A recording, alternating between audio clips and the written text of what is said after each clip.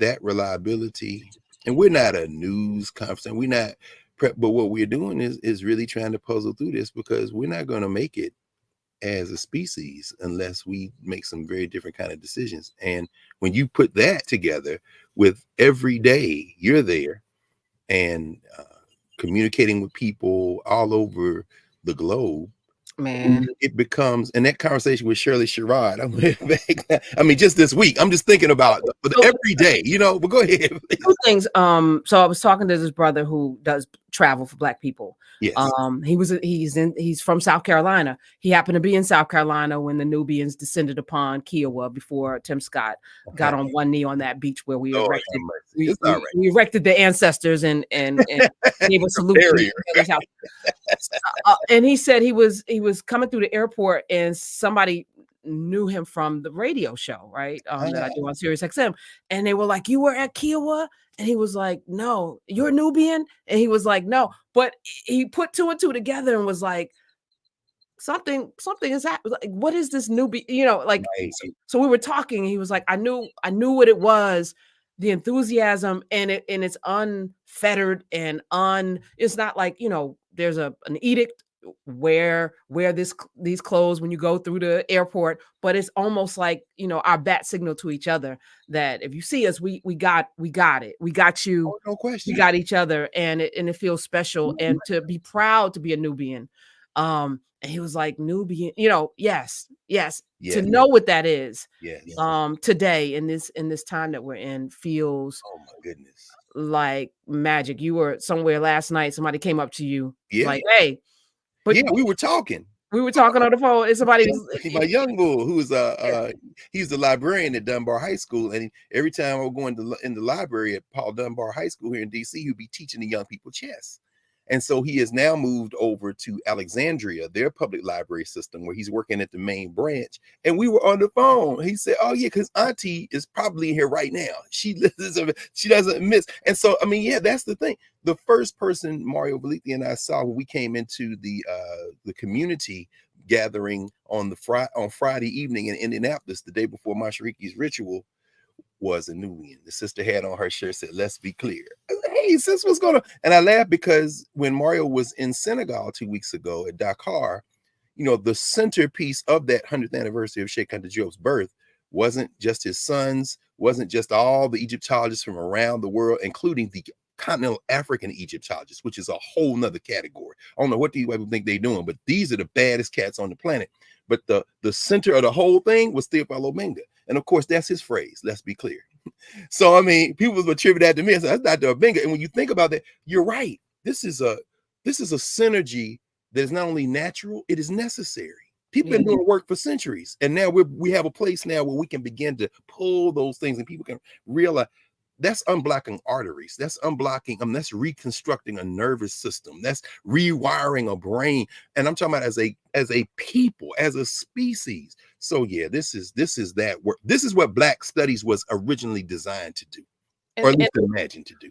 The work is hard. I do want to spend a little bit of time with Shirley Sherrod. Now, it's only hard because as we read Frederick Douglass in Nubia, as we talk about Booker T. Washington, these two people who were enslaved, and they talk about the conditions on the plantation, and they talk about the punishment for not falling in line, not just with the picking of the cotton and the tobacco and the rice and all, but with the debauchery, with the immorality, with the violence. That's not fall in line. Many of us had to be overseers of our own brothers and sisters, and there's a reward for that. If you didn't drink and act in a debaucherous way, you were punished. That's right? You couldn't learn how to read under the threat of punishment. If you think about that system, because it was a system, it was systematic for 400 years. That's right. What did that pass down from generation to generation, and generations, people having babies at 12 and 11, right? So that's a lot of generations of beating into you this kind of self-destructive behavior. As I, this morning was watching Power, one of the Power iterations, the one out of Queens, my favorite, featuring Patina Miller, the great Broadway actress who is killing the role of Rock, by the way. And I'm rooting for her. Even though she's destroying the community, she and her family are destroying the community, but I want her to win. I watched Griselda this weekend. Sofia Vergara playing the Oh Colombian yeah, the drug of cocaine, and I'm rooting for her. And we root for The Godfather, and we root for The Sopranos, and we root for these people who come into the community because that's our only option. The Crips and the Bloods. We root for. Well, the Crips and the Bloods weren't started to get at each other's throats. No, but that was implanted, right? That's exactly right. Just like the fast food restaurants. And I'm not, on a soapbox, but I'm saying that how do we undo the systematic conditioning for us to self-destroy and to also sit in silence in the face of destruction? That's the challenge. That is the challenge. I mean, part of it, there are narratives. And anytime you have an option, first of all, it's very easy to be human in the world and to see the humanity. In a minute when we talk about the International Court of Justice at The Hague, the African judge who voted against every one of the charges against Israel, Julius Sibatunde of Uganda, has a very compelling human story. Came from modest means. So we just focus on the humanity. It's very easy. And then as we kind of zoom out and think about our common humanity, that's where it gets hard. Why would anybody put their hands on anybody else? There are a number of reasons any of us can't hurt people. So yeah, Booker Washington has an excuse. He felt the lash. He kikied for some money. He told a darky joke here and there, and he took that money and plowed it into Tuskegee. And he harmed some of the people, but never the common people. He didn't treat George Carver the best. He had enemies, black enemies. They formed the whole Niagara movement. And when he passed in 1915, Du Bois came back 15 years later at Howard, as we read in office hours in his speech, Education and Work, and tried to explain what happened and said, we don't need to be doing this. All of that's real. Tim Scott doesn't have that excuse. He never felt the lash, but he did come from modest means, and he got used to material better. So when he's down on one knee in his loafers, proposing to someone for whatever reasons he did, he's being driven by those scarring. Hurt people. So when he's standing back there, buck grinning in back of a pure racist, it says, I just love you. I just love you. You feel for, there's a humanity there. You feel for him. And they may, and I'm saying all that to say that when we zoom out, why would we not want the grace? The grace that we offer everyone, members of our family, people. Why would we not want that for everyone? Can we just agree, don't kill anybody else? Can we just agree, Kay Ivey, I share nothing in common with her except I'm a human being and she's a human being. And I'm sure I would find something redeemable about her and our common humanity. But she's the governor of a state that killed a man on Thursday night by putting a mask over his face, and instead of oxygen coming through that mask, nitrogen came through that mask. And that's the first time in human history that someone has been killed deliberately with nitrogen, the death penalty. Can we sit there for a second? Yeah, please, let's. When we were talking about this last night, because I feel like this is the exercise. I tried to imagine we take breaths without thinking. Right now we are breathing. We are breathing. We don't think about the shared breath because it's the same air all of us are sharing, right? We don't think about the that our brain just does it, right? That we take in and out oxygen, we release, carbon dioxide, we bring in oxygen, whatever. But we don't think about breathing to intentionally pump in, and it completely, because I went online to see how does that work. How does it work to kill someone by Lord have mercy. Yeah, I went through it because I wanted to. Yes. I wanted to feel that, like intentionally, like you intentionally did that. His crime probably was horrific. Oh no, it was. It was absolutely horrific. But is it your responsibility as another human being to not just kill another human being for their crimes, to judge them and all of that, right? Those of you who are Christians, do with that as you may. And I'm sure Kay Ivey would consider herself a good Christian. Oh, no question. She's a Christian soldier. Onward, right? Onward. Soldier to the cross. Sit in a room and devise, okay, we couldn't find a vein to inject this man, because this is why he didn't die by injection, lethal injection. Right. Which is also horrific if you really study what that does to your body. Absolutely. But they couldn't find a vein to do that. Absolutely. I got it. I mean, it's diabolical. Like to. And when you read, just share it. When you read, because of course, one of the arguments that the lawyers were making against this, shout out to Clarence Thompson, Sam Alito, who would kill everyone that they don't agree with. And certainly have never seen a death penalty case they didn't like in terms of punishing people. But when you read that, the argument was that this violates the 8th Amendment of this damn near worthless document called United States Constitution. Is it cruel and inhuman? As you were reading that, what does it do to the body when you're breathing? I mean, if you think about, we have to release carbon dioxide, but instead of that, this person is inhaling it. And it only takes minutes, which means that your oxygen is shut off. I don't know if anyone's held their breath. I'm a swimmer. So, I practice breath control and, all of that. I like to, sit at the bottom of the pool and hold my breath for as long as I can, and it can be dangerous. So you have to build up to it because your body's not supposed to be without oxygen for long periods of time, and I want to see how far I could go. Can I get up to, a minute and a half, 2 minutes? And partly, I watched Tom Cruise, in that Mission Impossible swim underwater. I was like, can I hold my breath for that long? So, I would be practicing that. And it's not only not comfortable, it is unnatural to not be able to breathe, but then to breathe in something that your body is trying to push out. And I'm thinking your brain is functioning in this moment, right? As you are recognizing I'm not getting any air in, but now I'm inhaling carbon dioxide, nitrogen gas. That's right. And you're paralyzed, right? Your lungs get, and I'm like, the pain of that, right? Before you take your last good breath. Yes. And so Kay Ivy's like sitting there cheering, like she's happy about this. Like the people are sitting in the room. Like I'm sure the crime was horrific, but like what does that say about us? That gladiator games, once again, gladiator games. We celebrated in our video games. Is this who we are? Yes, absolutely. It is. And by we, meaning the species, I mean people, people are like every other animal. We fight to survive. But when it's not survival, when it is deliberate and intentional, it moves into another category. So is this who we are? Yes. I mean, we find reasons to identify with and celebrate violence. And it could be violence on a field of athletic competition. And we've talked about this over the arc of 203 convenings, weekly convenings. We've seen the books, the games brown girls play, one book on Brown Girl in the Ring. These are two different books on games that children play, particularly young ladies and women.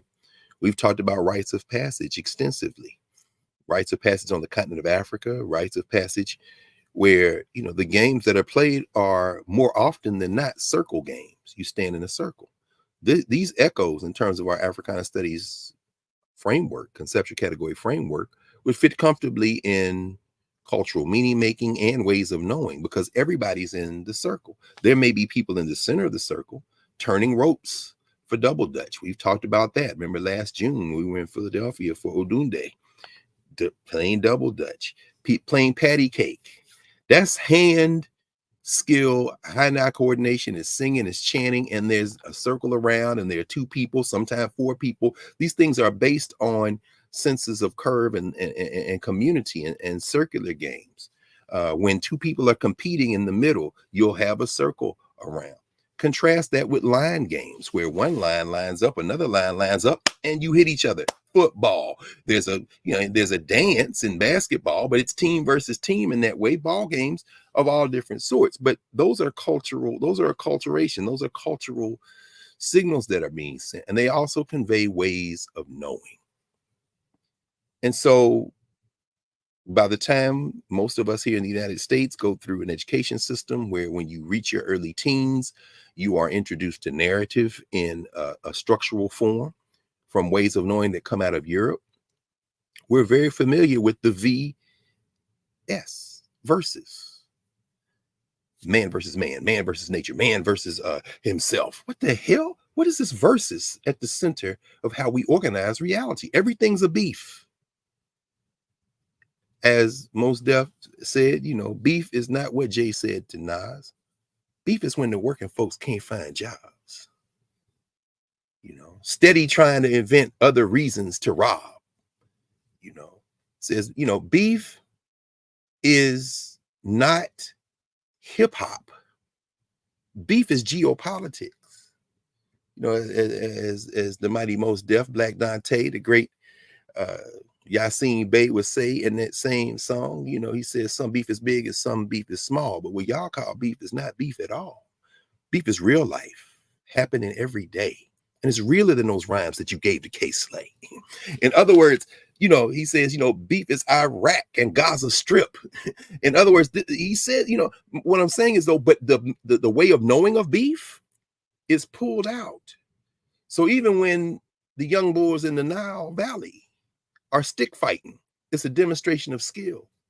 Even when they're wrestling in Central Africa, or was it's a demonstration of skill. Even when we are playing the games that echo out of those games here in the Western Hemisphere, it is a demonstration of skill. Even the MC cipher is a circle, it's a demonstration of skill.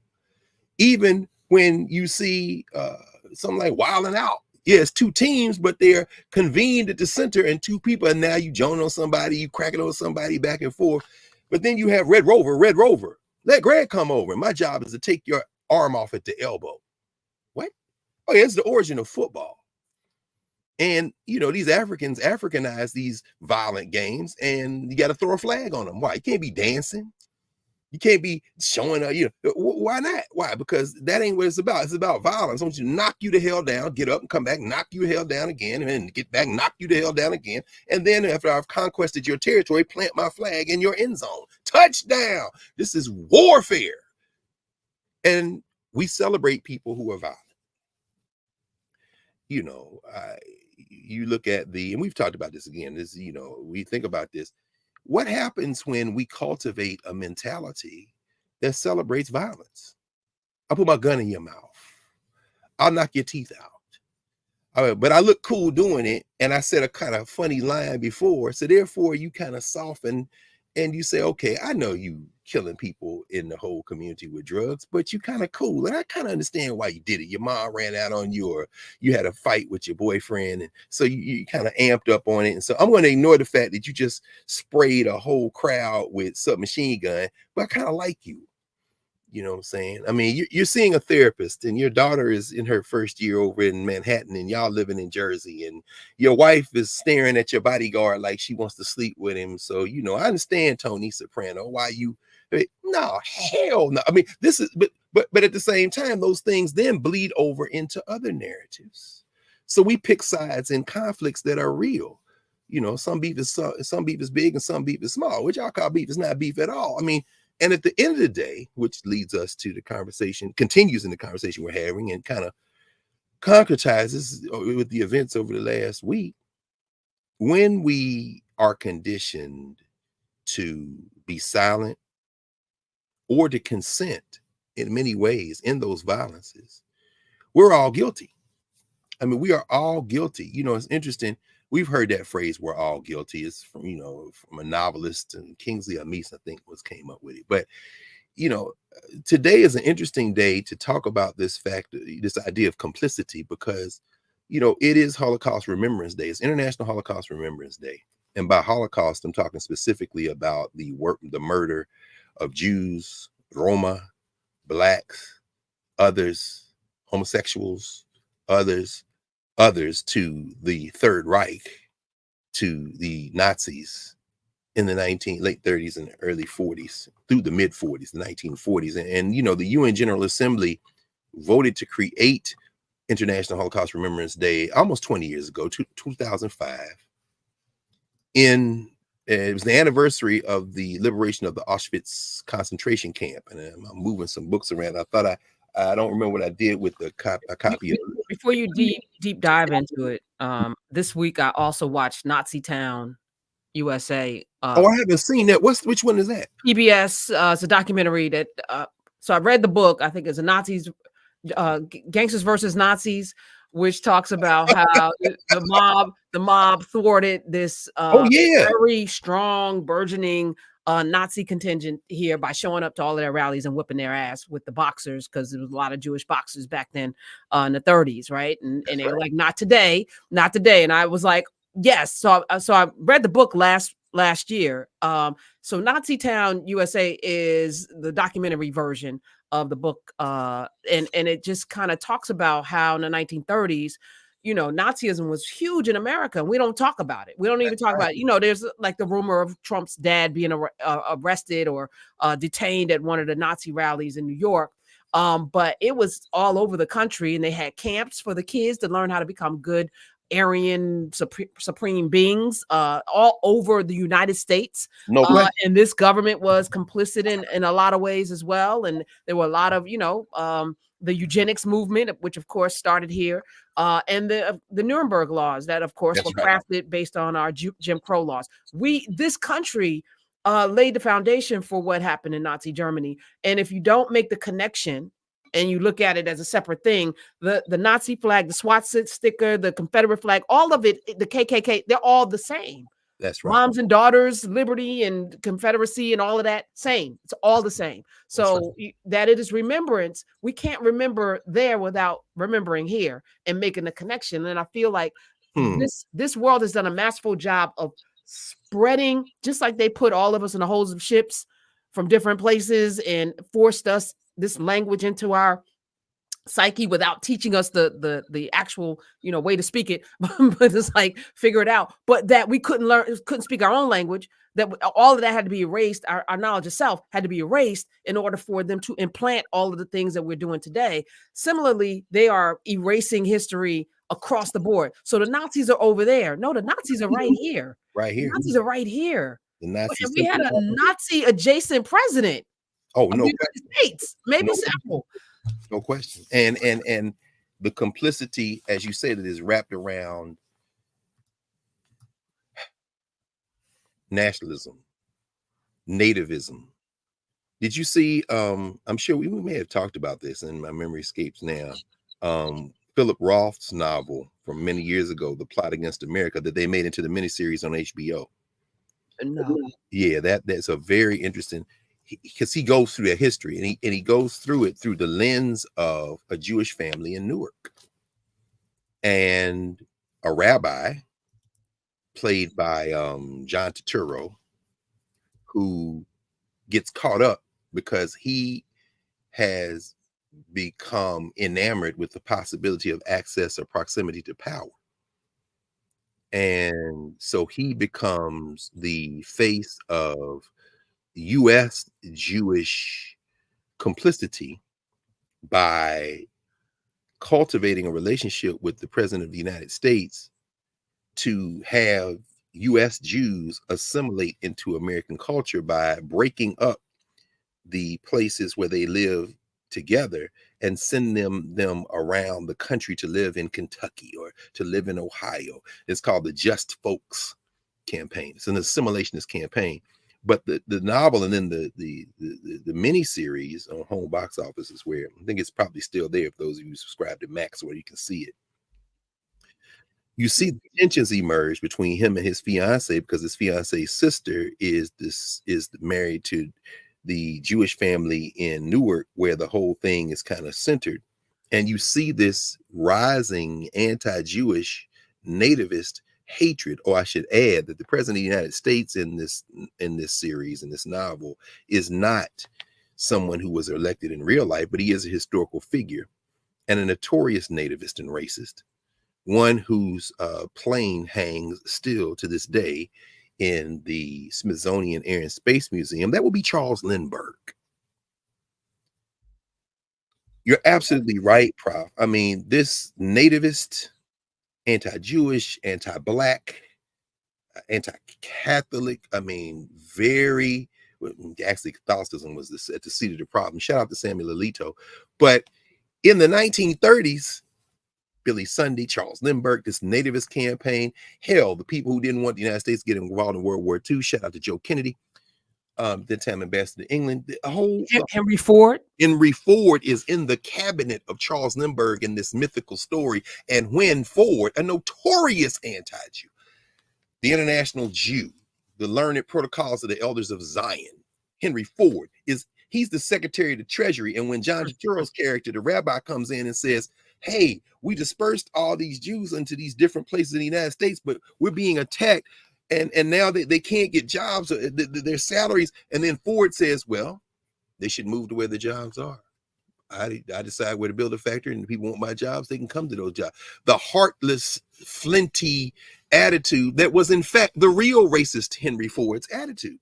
Henry Ford, by the way, who counted as one of his friends, correspondents, and according to some of the scholars who've written about this, might have been the inspiration for him naming his automobile manufacturing institutions plants George Washington Carver. So it's a complicated, I was going to say, make it make sense, because that's a fact. Mm-hmm. You have the Catholic priest, who I think might know the Bible, Charles Coughlin. Yes, come on now, Father Coughlin. Come on, talk about it. Had a radio program where, so you have Catholics, you have captains of industry, you have, and so I may not like Jews, but I like blacks, so everyone can find an entry point to not paint this what it is, right? That's right. It's everywhere. So for me, even listening to you talk about today's Holocaust Remembrance Day without making the connection to all of the other things, and to not say, if you aren't against all of the things, not just what happened in Nazi Germany, but everything that came before it and after it, then, how do we even have a conversation if we're not putting it all in the pot? That's right. Well, there we have a challenge. I see here, I just glanced over, I pulled up the app, the Nubia chat. Lisa brings up a point. Tompkins, Isabel Wilkerson did a great job in acknowledging the fact that the Nazis patented their genocide of Jews based on the blueprint of the United States, and how they provided a blueprint of a caste system. If you go see Origin, take your tissue. Angelou Ellis was fabulous. I know Angelou Ellis had to be fabulous. Then she went to Jackson State, I think. A good Mississippi sister. Great actress. Ava DuVernay, again, trying to create space in a world that is absolutely anti-African out there in Hollywood for stories to be told. Shout out to her. And I'm sure that I will see Origin soon. I read, of course, Cast a couple of times. And I think that when you say put everything in the pot, that is really our challenge, because Origin, which has a lot of very insightful interventions talking about caste and oppression, is absolutely very deeply flawed, as many social scientists would say, when it comes to this comparative framework that Isabel Wilkerson, who is absolutely just an incredible journalist and a writer, her Warmth of Other Suns just kind of sings off the pages. Caste is more of a swing and a miss for me, like for many others, because she's fairly dismissive, very quickly mentioning the work, for example, of Oliver Cromwell Cox, the Trinidadian-born scholar who spent many years on the faculty of Langston University. And I look over at a shelf. I got a shelf with nothing but Oliver Cox, all of his works, Capitalism as a System, Race, Caste, and Class, so many other things. But Oliver Cox, in the 1930s and 40s, is very quick, and Du Bois as well, very quick to remind us that caste and race commingle, have common kind of traits, but you can't reduce race to caste. There are unique histories and circumstances that make it very difficult and impossible to do that. And so I'm sure that I will absorb some lessons from Origin, but knowing the framework it came from, I expect to see a flattening. Everything will not be in the pot. And the Africans of the Western Hemisphere, the Africans who were assaulted with the invasions of Africa, did not create caste systems before in pre-invasion that looked like the ones in Europe. They cannot be compared to the Dalits, the so-called untouchables of India, in a flattening that erases the historical context. They can't be compared to the Nazis and the Jews in Germany in a way that flattens, even though the impulse is to share a common humanity, which we do share. How we get there matters, because the symptoms are not the underlying causes. And if you want to get rid of this thing, it has to be torn up, as Charles Houston and Thurgood Marshall and them would say when arguing Brown, root and branch, as the Supreme Court of the United States would say. And so when you raise, Father Coughlin, when you raise the nativists of the 1930s and 40s, when you look at Billy Sunday, when you look at the radio, I mean, the radio is bigger than anything has been since, because everybody only had that. That's why one of my favorite monuments to visit in the DC area is the Franklin Roosevelt Memorial, because when you see those bronze statues and those brass statues that line the long expanse of the monument, there's one wall where there's an old white man kind of hunkered down, and you see the radio on a little table. That's all. This is in metal, and he's sitting there listening to this fireside chat that Roosevelt is delivering. And it reminds me of my father, because I'm just old enough to remember, as I'm sure you are, Prof. And if you go into some people's house, particularly old folks, they would have one of them old wooden radios with the knobs on it, where you can see the dial go back and forth. Right? They make them now as a novelty. You can put your CDs in or stream your Bluetooth or whatever. But I'm talking about the ones with the tubes in the back. And I can see that radio in my house in Nashville. I could see that radio at Mr. James's house down the street. My mother's adopted grandfather, when I would cut the grass and come in there, that's where they listen to the ball game. But imagine that poison being poured in your ear, because there is no internet, there are no televisions, there are no that you can afford. There's none of that. It's just that one box, and out of it is spewing this hatred. And that's portrayed also in The Plot Against America, which is the series I'm talking about that we kind of talking about a little bit here. But that leads to these narratives create ideas in people's heads that they mistake for the truth. Again, we go to the movies, and I'm not expecting anything out of Origins, quite frankly. Hope to be surprised, and I have an open mind, as I do with just about everything. Well, I would say everything, but I'm sure there are things I don't have an open mind about. Being against our common humanity is one. I suppose that's one. But don't be led to think that watching something like that or participating in some kind of narrative experience leaves you with knowing what happened or what is happening. We know that, though. I'm not going to belabor the point. But yeah, I mean, it's Holocaust Remembrance Day. And, Simon Wiesenthal, the Ukraine-born European Jew who was captured and detained in those death camps, who managed to be liberated, survivor of those death camps, who went on to found and head the Jewish Documentation Center in Vienna, known as the quote-unquote Nazi hunter. I think Adolf Eichmann was the main person. He's kind of like the symbol, but there were over 1,100 former Nazis that Wiesenthal was able to track down with the support of Vienna, where he was raised, West Germany at the time, the United States, others. Ben Kingsley played him in that movie, the Simon Wiesenthal story. He's born in Ukraine, but he's buried in Israel. It's very interesting. I mean, this conversation, but I thought I would mention him today, because he is the one who is attributed to the phrase is attributed to him. The saying is attributed to him. The apocrypha is attributed to him. In order for evil to triumph, all it requires is for good men, good women, good people to do nothing. In order for evil to triumph, all it requires is for good people to do nothing. And that's a saying that is attributed to Simon Wiesenthal. And on today, International Holocaust Remembrance Day, and the reason I wish I could put my hands on the book Liberators, I'm looking around like, oh, pop. Sometimes that happens. It pops out. And oh, there it is. I go get it. But that's a book that talks about, and we've talked about this one before, so I won't belabor it. It chronicles the experiences of men of African descent and women of African descent in World War II who served in the military.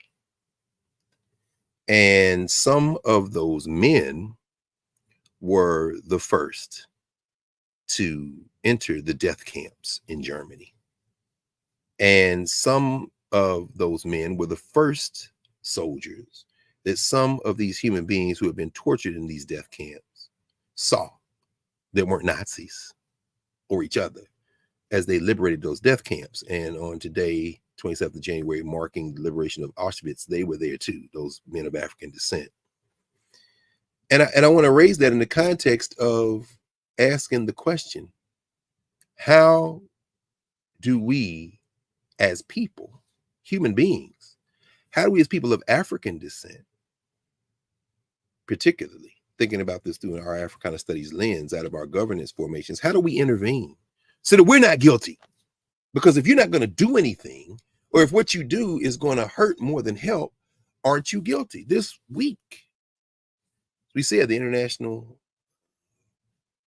Court of Justice at The Hague ruled, and well, it didn't rule. It issued a ruling of sorts, because to rule ultimately on the question of whether or not Israel has committed genocide, violating Article 94 of the UN Charter and the UN Convention Against Genocide, to which Israel is a signatory, as well as South Africa and many other countries, then, that determination could take years. However, this week, in the case of South Africa versus Israel, also known as the formal title being the application of the Convention on the Prevention and Punishment of the Crime of Genocide in the Gaza Strip. That's the specific charge that South Africa raised against Israel, and Israel tried to defend itself on.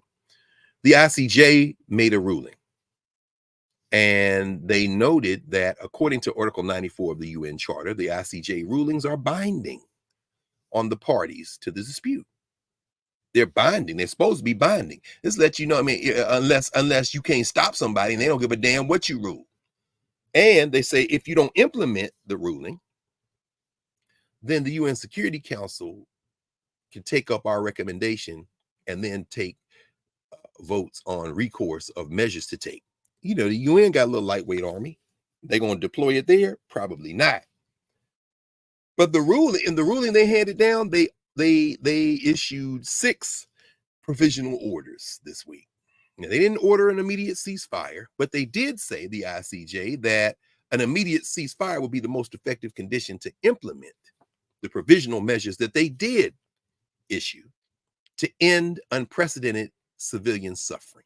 Now, we know people are dying all over the world. We know that unresolved tensions and conflicts exist all over the world. This is not to preclude or exclude or in any way diminish or compare in terms of some comparative suffering, the suffering of people in Central Africa where conflict continues to wage, or Uganda or Kenya, or for that matter, Haiti, or any of the other places in the world, or the assaults on people simply because they don't have money, they don't have wealth, they don't have resources in places like Brazil or throughout Central America, as people continue to try to come to the United States because they love the flag and baseball and they want to watch television. No, that's not why they come in. They come in because you threw the rock and unsettle where they're from, and now they got to come somewhere else, not because they want to. It's called push-pull factors among the social scientists. But yeah, they issued 6 provisional measures.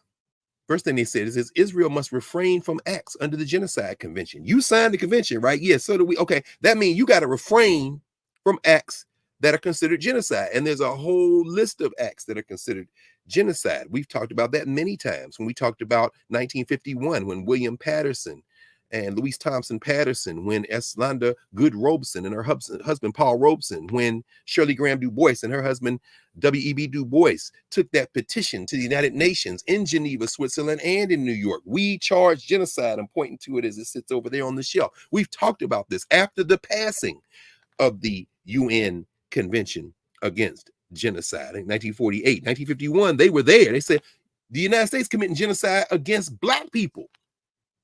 One of the things that constitutes genocide is you're killing members of the group because they're members of the group. So lynching and all this is genocide. You're committing that. So the first thing they said of the 6 conventions was Israel must refrain from acts under the Genocide Convention. 15 judges voted for that, 2 voted against it. 2 voted against it. The Ugandan judge, and by the way, the judges are appointed for 9-year terms. You can't have more than one judge from one country, but the judges don't represent the countries they're from. That's important to note. Most of the votes on these 6 were 15-2. That includes the president judge of the current ICJ. That would be Joan Donoghue. Joan Donoghue from the United States, but she doesn't represent the United States. You have to be approved by the Security Council, General Assembly to be sit on the court. But she don't represent the United States. None of these judges represent the country they're from. In fact, the judge from Uganda very interestingly enough, Julia Sibatunde, the Ugandan ambassador to the United Nations, said she don't represent, Adonia Ayubari said, she does not represent the government of Uganda's position on Palestine. She just went straight rogue. But she came from humble beginnings and is a brilliant judge. I mean, so there are things that humanize her. But that don't mistake the fact that you on the wrong side of history, sis, Judge, and Judge Sebatunde. But the first one was Israel must refrain from acts under the Genocide Convention. So Sebatunde voted against that, and Aaron Barak, who is the Israeli judge, voted against it. 15-2. Everybody else on it. 15-2. Israel must ensure with immediate effect that its military doesn't commit any acts described in point 1, all those acts of genocide that are enumerated in the Convention Against Genocide. Well, we know it was 15-2. The Ugandan judge and Israeli judge said, nah. And then number 3, Israel must prevent and punish the direct and public incitement to genocide. Okay. So all these people rah-rahing for you to kill everybody, not just in your country, but as you stand by while all these white nativists in the United States, these onward Christian soldiers marching as to war with the cross of Jesus going on before, inciting you because they think that's where the Antichrist gonna come out and Jesus coming and they're gonna beef it out after the rapture. And I mean, okay, take all that. I'm sorry if you believe that. I am right here in your face right now to tell you that does not empower you to kill people, except you believe it does, which is why John Henry Clark many years ago called all of those world religions, at least those 3, Judaism, Islam, and Christianity, particularly Islam and Christianity, he called them male chauvinist murder cults. Is that true? That's not the God of Jeremiah, right? That's not the God of Freddie Haynes, who's going to be installed this weekend. I think, congratulations, Reverend Dr. Haynes, Rainbow Push. And so Jesse Jackson sent a message out. That's not the God of the Nation of Islam. As Ozzie Davis said at Malcolm X's funeral, did you ever see Malcolm X put his hands on anybody? In order to see Malcolm put his hands on somebody, you had to go back to Detroit Red, not after he joined the Nation of Islam. No, so I don't say the Nation of Islam is violent. Although Malcolm said we non-violent with people who are non-violent with us, as he critiqued Martin Luther King. And by the way, we pause here and raise, of course, the name of Dexter Scott King, who made transition at age 62 out in California this week. If you get a chance to go on the King Center website or on YouTube and watch the statements of his sister, Bernice King, it's very, very moving to see her stand there and talk about her brother, and particularly when it's so fresh, you know, to have lived your whole life publicly from the time you were a baby to now, and then to have to stand there in that space, particularly when Dexter, and Prof, you and I talked about this yesterday, you know, Dexter King probably misunderstood because he, as his sister said earlier in the week, she said, you know, Dexter understood, he saw things that we didn't see. He was brilliant, and he understood that this question of intellectual property was going to be an issue. I remember many years ago, during one of the many fights that the King siblings had over this. I mean, they were in and out of court. Are you going to sell Daddy's Bible? You know, who's going to get the licensure for the intellectual property? They trying to make a hologram. I mean, all this stuff, it's really quite disturbing, but also quite familiar for anybody who's had family beef that ended up in court. I remember one time I was in Indianapolis many years ago with Mashriki and Kamal Jawanza, and we were talking. At that time, Mashriki was working for Indianapolis Public Schools.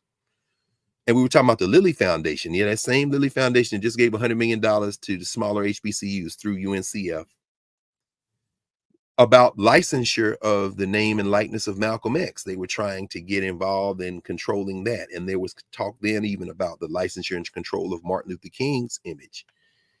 And to hear Bernice King, Reverend Dr. Bernice King, talk about how her brother was trying to get ahead of it, because she said, you know, Dexter was like, Daddy didn't write these books. There's a reason there are copyrights in his books. Our family and the institutions that our family support, first and foremost, the King Center. When you read Dexter's bio, I probably put it back in the other room. Growing Up King, I did. In fact, I know what I did with it. He's talking about the fact that, you know, of his siblings, when his mother called them together on a retreat and said, who's going to run the center? I'm getting ready to step back. She and her sister-in-law, Christine, and others had founded the King Center in 1968, as we talked about when I was down there this past summer. They looked around. Yolanda said, no, I'm deep in the acting thing and the arts, and that's how I'm pushing the advocacy of the family. Martin was on, I think, the Fulton County Commission at the time. He couldn't do it. Bernice was in school. She has a JD and a divinity graduate degree, and she was in school. So they all looked at Dexter like, it's on you, bruh. Dexter's like, man, I'm trying to be a producer, do this music thing. He recorded that Martin Luther King, King Celebrate recording. Y'all should go see it. Go look at it on YouTube. We talked about this last week. Anyway, I won't get too deep into it because it was Martin King's birthday when we talked about this. Dexter took it on. But then Dexter, and then eventually with his cousin, Isaac Ferris, Christine's son, they trying to figure out how to monetize this, but they got excoriated by a lot of people, myself included, as he's profit greedy, hungry. You gotta, but then Bernice said this past week, she said, my brother saw the thing coming before he got here, and so I'm gonna devote the rest of my life to implementing his vision, in the sense that we've got to get the message out, but we got to do it in a way that doesn't disempower us. It is a difficult thing. So anyway, I was just thinking about that with Dexter Scott King, but again, in the context of what happened at The Hague this past week, these declarations, these provisional measures include, Israel's got to refrain from acts under the Genocide Convention, number one. Number two, they got to ensure with immediate effect that its military doesn't commit any of the acts. How in the hell are you going to do that? Number three, it's got to prevent and punish the direct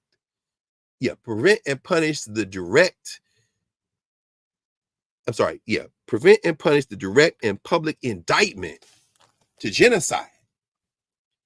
And that's where Sebatunde still dissented. But even the Israeli judge said, you can't be running around here inciting people to violence. Because when you're inciting people to violence and you're spreading this stuff, then you are creating an environment where people think it's about this both sidism. It's Israel versus Hamas. Yeah, them 26,000 plus people accounting and 1.8 million people displaced, at least in Gaza, are Hamas? Well, no, you listen to propaganda. And it was so interesting watching Bernice King talk about her brother, because on one side, she had Christine's daughter was standing there. On the other side, she had Alveda King, AD's daughter. And of course, Alveda King has been standing up behind, skinning and grinning behind that racist Donald Trump for years now, as he emerged as this kind of fascist figure in a kind of 21st century iteration of the 1930s in this country. But she's family, which is very interesting to watch that dynamic, But at any rate, direct and public incitement to genocide is what's going on all around. And these people saying they're doing it in the name of Christ. It's not the same Christ as the shrine of the Black Madonna. Is it Bishop Kimathi? It's not the same Christ. And we can't mistake that for being the same Christ. But Israel has been told it can't do that. Even Israeli judge said, that's too much. Number four, take immediate and effective measures to ensure the provision of humanitarian assistance to civilians in Gaza. It's easy to say at your mouth, and even Israeli judge agreed, but it wasn't 17-0 because, again, the Ugandan judge voted against it. How the hell are you going to vote against aid? And number five, preserve evidence of genocide. That was 15-2. You're not going to preserve evidence of genocide. They literally blew up the last university in Gaza last week. We talked about that last Saturday. And then finally submit a report to the court within a month of all measures taken in line with this order. So all that was what happened this week in The Hague with the application on the Convention on the Prevention and Punishment of the Crime of Genocide in the Gaza Strip, known colloquially as South Africa versus the United States. The Germans protested. It doesn't matter whether you protest or not. Once they've ruled, you got to fall in line, whatever that means. And when Germany said, no, we don't agree with this, Namibia jumped out and said, hold on, chief, hold on, slow your roll, baby. You committed the first genocide of the 21st century. Do you remember our people, the Herero? Yeah, those skulls you got in your funky ass museums. Huh? Do you remember Germany? what you did in what you call German Southwest Africa. You open your mouth, put your brain on display, we will do the same. See, this ain't your father's world now. Why be silent? Monroe Trotter once asked. Why be silent? We're all guilty. The only thing it takes for evil to triumph is for good people to do nothing. Germany jumped out there like, hell no. Namibia was like, nah, let's not. And the Africans lined up like, yeah. Meanwhile, you got some American Negroes running around here with their nativists behind, not understanding what is going on. Right as that ruling was made, Canada, the United States, Italy, Australia. Shout out to Coco Golf. I got up and watched it. Wish she could have won that match the other night. I had it on in the background. I was getting ready for school. It was 4 in the morning. Too bad, Coco. That's all right. Australian Open. But the Aussies, they good for this kind of stuff. The Aussies joined the Canadians who led the charge. United States messing around in it too. Italy, pausing donations to the United Nations Agency for Palestinian Refugees. 1.8 million people been displaced since October in this war against the Palestinians in the name of fighting Hamas. That organization, that UN agency, was created in 1949 and has been providing civilian shelter for those people fleeing these bombs as the Israelis try to wipe the Palestinians off the map. I did not stutter. All you got to do is look at the footage and pay a little bit of attention. Well, Canada, United States, Italy, Australia said, we're going to pause our donations. United States, the biggest funder of that. Why? Because they say some of the employees of that UN organization to aid Palestinian refugees have been accused of having something to do with the October 7th attacks. That's the fig leaf they're using. But they don't like that ruling that the ICJ has passed down. Don't make any mistake about it. And it's important to understand that has real implications, because there's the United Nations, like there was a League of Nations. There are regional formations. There's the African Union. There's the European Union. Within Africa, there are various different regional configurations. There's CARICOM, the Caribbean Economic Community in the Caribbean. There are all numbered. The Organization of American States, which is the mouthpiece of the UN, the United States and its imperialists, headquartered here in D.C. to try to push their agenda on these Latin American states. There's now, of course, the BRICS, which emerged decades ago, and now they're saying at least 36 other countries are interested in applying for some form of formal affiliation with the BRICS. We're living in a world where the nation states are still the main way that human beings are organized, but it's not like the world of a century ago or even 50 years ago, where the United States is basically do whatever the hell it wanted in partnership with its parents in Europe. No, the world is changing. And was reading something yesterday, or actually earlier this week, where, over half the world's people, over 4 billion people, will live in countries in 2024, this year, where elections will be held. Many of them for the leaders, like president of the country, also for the legislatures. Over half the world's people live in countries that will have elections this year. That is the most human beings to ever be in these formations where elections are taking place in the history of these formations, which isn't that long. But the point is that we are living at an inflection point in a lot of different ways.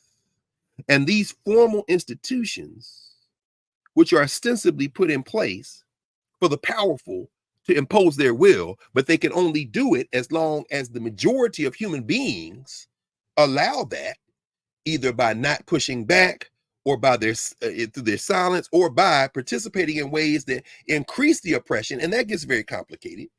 But we have to think about the implications of all of these things. One of the reasons why, raising this on International Holocaust Day is important is because Holocaust is not a term or a violence that is restricted to one group of people.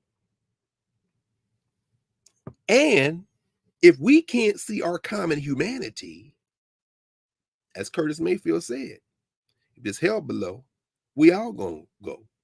As Mother Opal Lee said, at Juneteenth this past year, standing in the back of the White House and telling everybody, we're going to hell in a handbasket, with the Vice President of the United States standing there trying to smile, but getting smacked by that elder's wisdom as she approaches a century of life on this planet.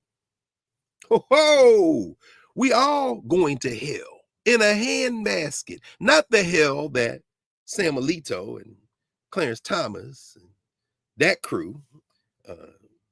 Wow. I'm not going to make the comment that just came through my mind because it's one that's been made many times. I'm trying to think.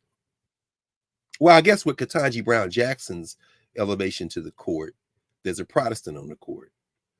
Other than that, I think, are they all Catholics now? Except her? Sotomayor. Maybe not. Oh, Kagan's Jewish. Well, yeah. Catholic. Very interesting. Looking like dot dash. Some of y'all know that reference. That's of course the great Gil Scott Heron. He said it's looking like Europe in 38. Did they move to stop Hitler before it was too late? Dot dash. What he called the ghetto code. He said, damned if I know. Again, silence. Wow. You know what I'm saying? Silences. You know what I'm saying? The Supreme Court this week refused to hear the final appeal in that Alabama case before Kay Ivy's people put that mask on that man's face. Supreme Court they moved not to hear it. And they did vote this week 5-4 on Monday in the case DHS versus Texas, Department of Homeland Security versus Texas, to temporarily permit federal officers to cut razor wire barriers set up by Texas that prevented U.S. Border Patrol agents from entering a little place called Eagle Pass, where a lot of people come across the water, it's the Rio Grande, to get to the United States. It was 5-4 because one of the hardcore white nationalists, Amy Coney Barrett, joined John Roberts on the other side with Kagan Sotomayor and KBJ, Ketanji Brown Jackson, Ketanji Onyeka Brown Jackson. I always love putting that name in, to say the obvious. You shovel mouth bastard. I'm talking about the governor of Texas and your little friend that looked like Mr. Potato Head got shrunk in one of them air things to take the air out of a thing. Mr. Shrunken Potato Head, Ken Paxton, the lieutenant governor, who's a real piece of work.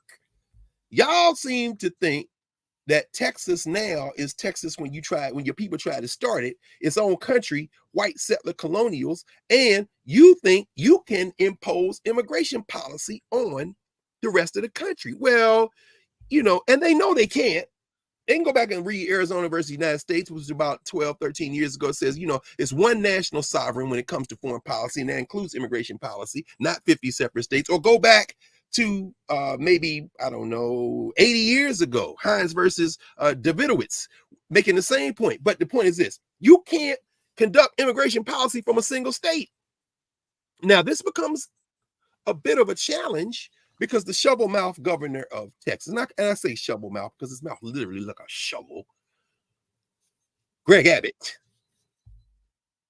he has been, of course, busing people, flying people to different parts of the country. I'm for that, actually. I'm not against that. And I don't mean that in a sense. I'm saying that with a touch of irony.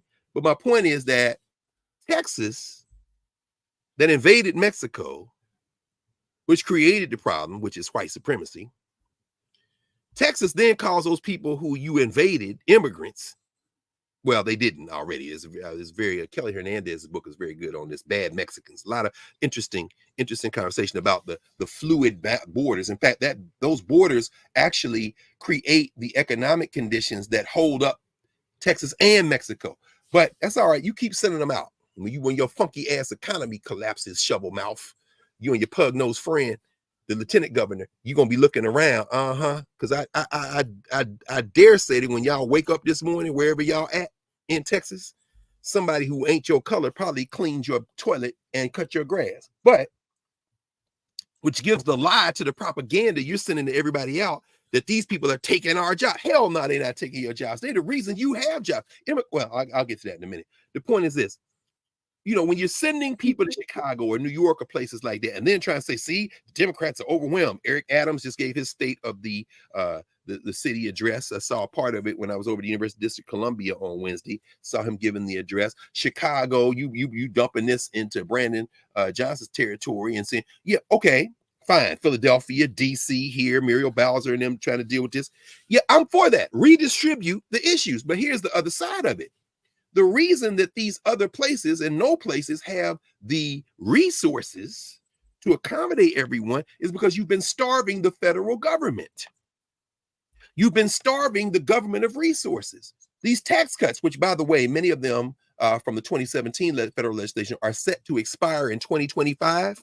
And Financial Times ran a report this week that reminds us that if there is some tax reform, I think they were using a report from Brookings to make this point, or maybe I read the Brookings report separately, but either way, this is what the Brookings report said. It said that there's a potential of $3.5 trillion to be made by simple reforms to the tax code over the next 10 years, $1.5 trillion that can come by simply restoring the corporate tax rate in the United States of America to 28%.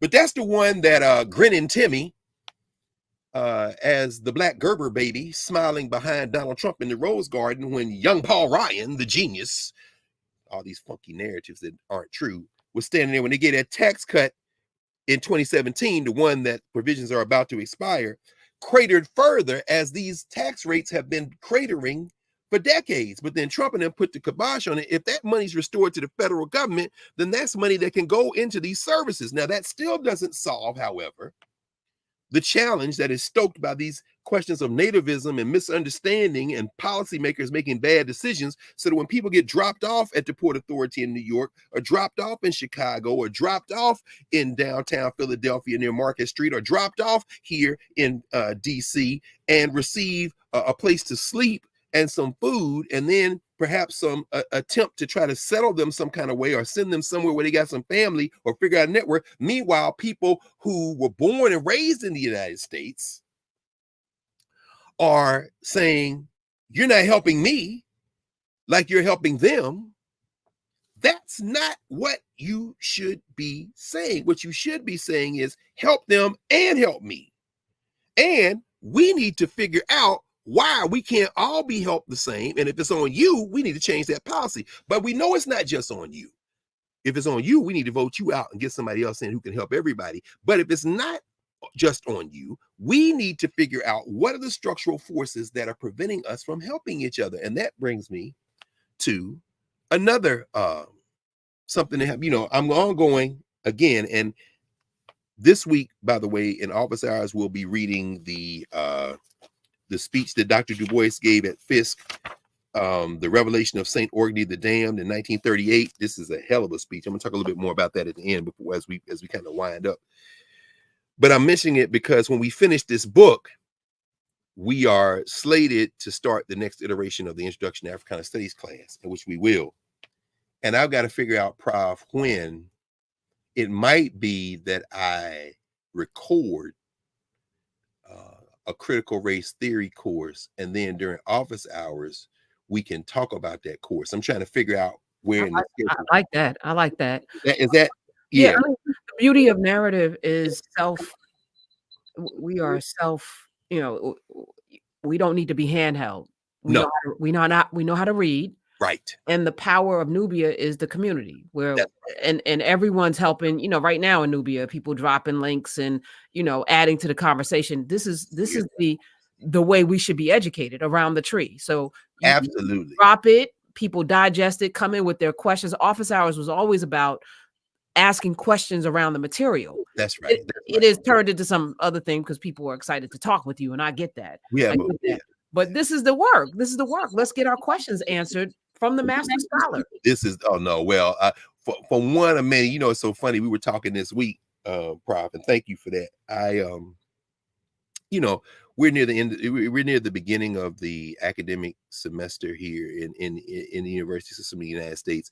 And so many of us have been, commiserating with each other in these first several weeks about the difficulties and the celebratory moments of the work, how literacy has shifted and all that. So I don't get too deep into that. I'm thinking about a particular conversation Kathy Adams and I had this week.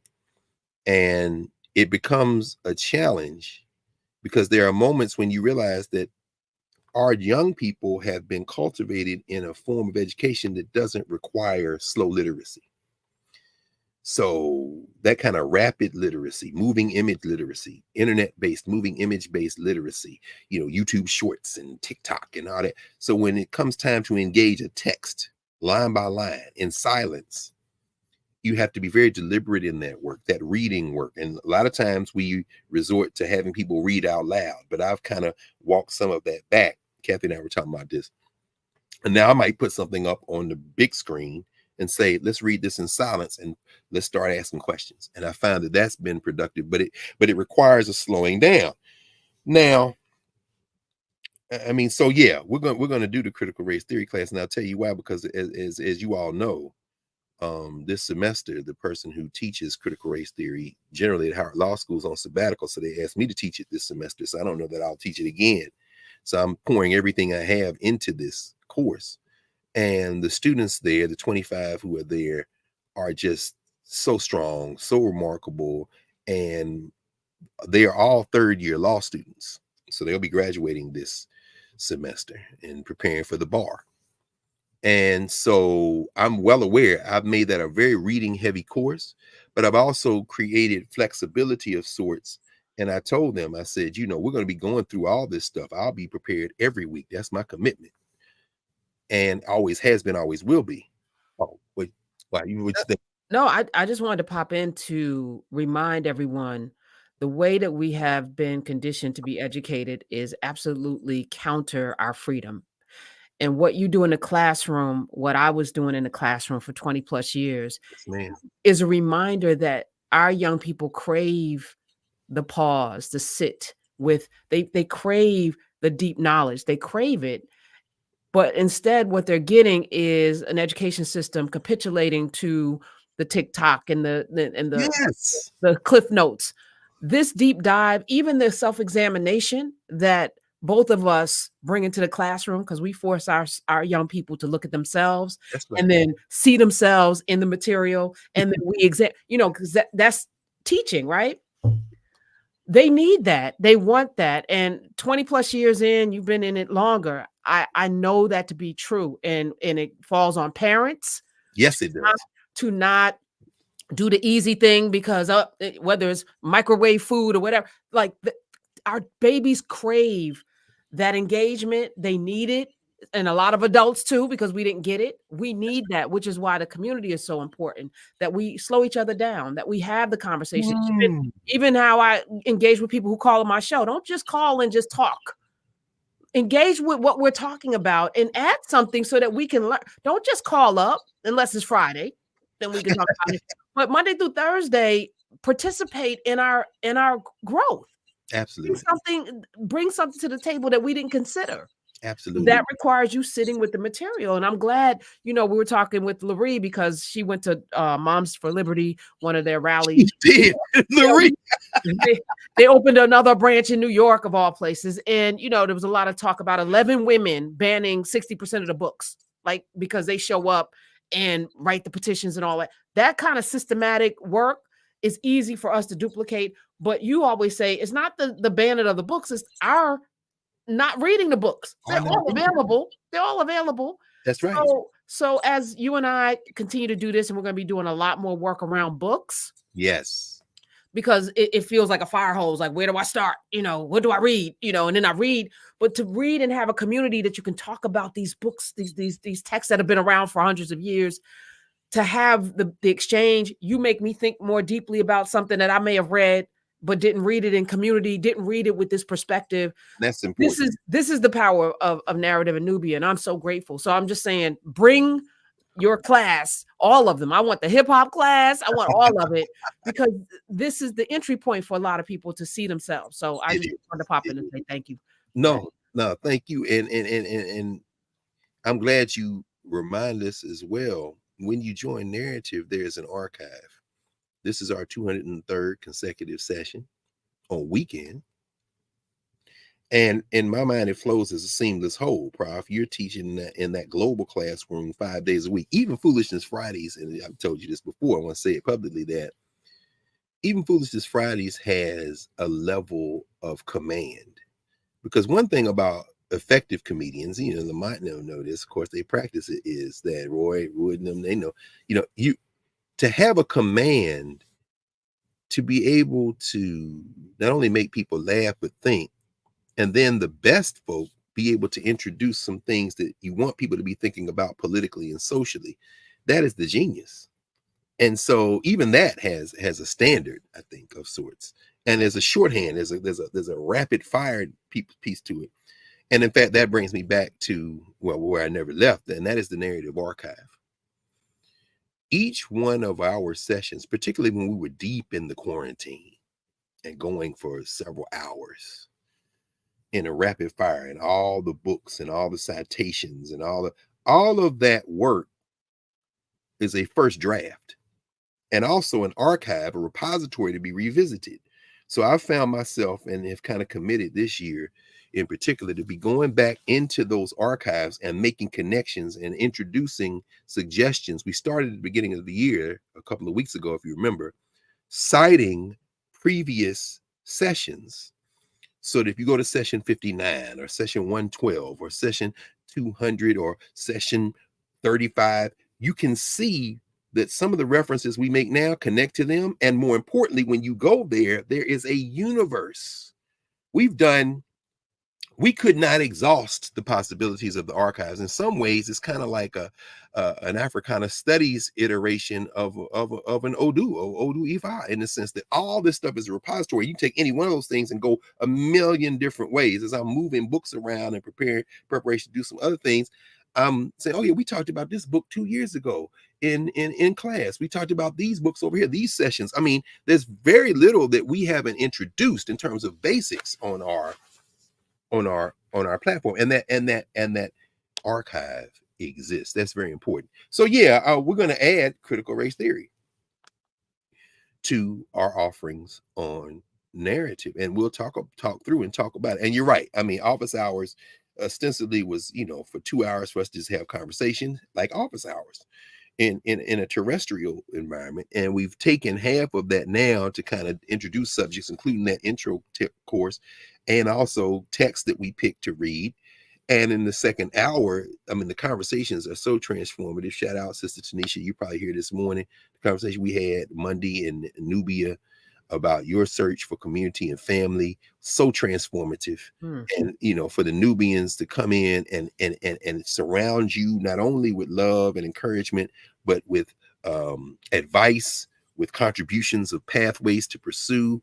That journey is the journey that all of us are on in one way or the other, but your particular journey, including being very vulnerable and sharing the pain and sharing the transformation, even as y'all don't know Sister Tanisha. If you don't know her, you're watching this later in the YouTube platform.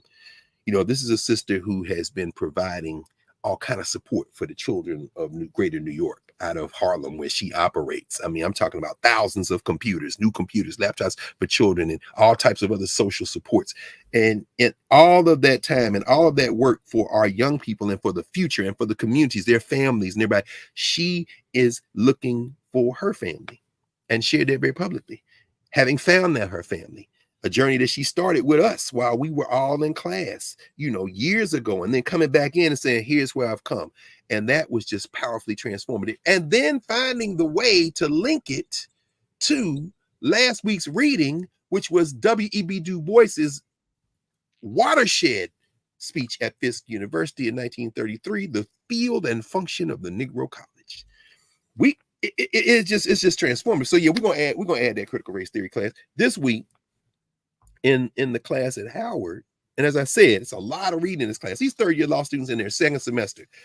When you get your third year of law school and your second semester, you looking toward the bar, you looking toward graduation, you're not really trying to be. So I told them the first week when I shared the syllabus, and I said, I haven't posted the syllabus because I want to talk with y'all about it in this first session, because what I want to do is ask a fundamental question as a through line for this whole semester. And that question is this: what does critical race theory study look like at an HBCU law school?